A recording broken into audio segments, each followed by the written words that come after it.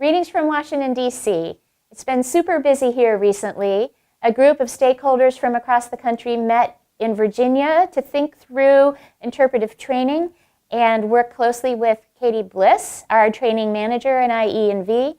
That meeting was really productive, and it led directly into our National Council for Interpretation Volunteers and Education meeting. Those folks are your representatives from across the service who advise our office and help us with strategic priorities. They chose 4 areas of focus for calendar year 2017. One is metrics and evaluation and taking the service-wide interpretive report across the finish line. The second one is education and connecting with our many education partners across the country. We're doing a landscape analysis to try to get a handle on how many and what kind of education partners we have. And they would like to form a learning alliance similar to the Friends Alliance, which would be terrific. It would make it really much easier for us to leverage all the good work that they do. So some really good things happening in education. The group also decided that we really need to work harder to improve communication up, down, and sideways across the interpretation community. So they're working on a new communications plan that hopefully will make communication more streamlined and easier for everyone to stay abreast of everything that's going on in the field and the regions and at WASO. And finally, a very brave group decided to take on interpretive planning and bring it up into the 21st century to have a focus on audience-centered experiences and meet up with the 21st century interpretive skills.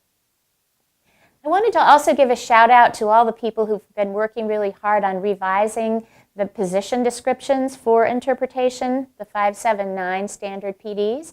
Those are at classification now, and the current drafts represent 21st century interpretive skills. I think they're going to be very helpful for everyone to have standard PDs that reflect the work that we currently need done.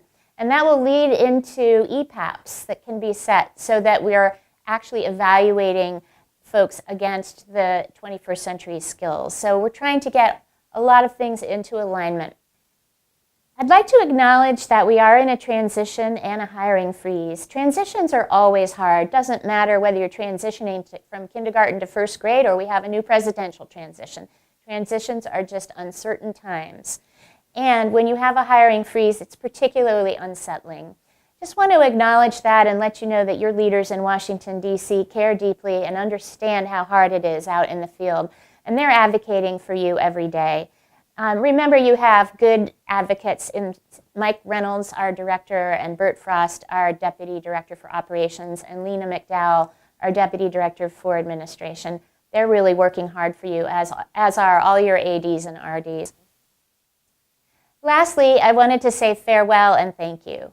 I'm leaving the position of associate director for interpretation, education, and volunteers and going back to the field to become a superintendent at Rock Creek Park here in D.C. Rock Creek is my home park. I was actually a junior ranger there when I was 7 years old and then went back to be the chief of interpretation there.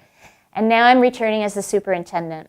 I'm looking forward to getting back into the field and actualizing a lot of the things that we've been working on from a policy level down on the ground.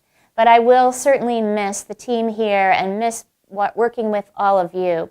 It's been an honor and a pleasure to be your advocate in Washington, and I wish you good luck in the future.